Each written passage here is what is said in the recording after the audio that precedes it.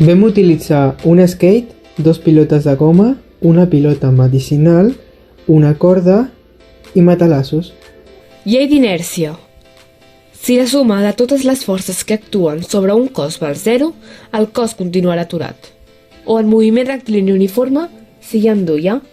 Mai no canviarà la situació el seu moviment mentre que no sigui afectat per una força que no sigui nul·la. Llei de la dinàmica. Aquesta segona llei estableix que la variació de l'estat del moviment que experimenta un cos o acceleració és directament proporcional a la força neta que actua sobre aquest cos. Aquesta acceleració depèn de la massa. Acció i reacció. Per a cada acció hi ha una reacció igual i en el sentit oposat.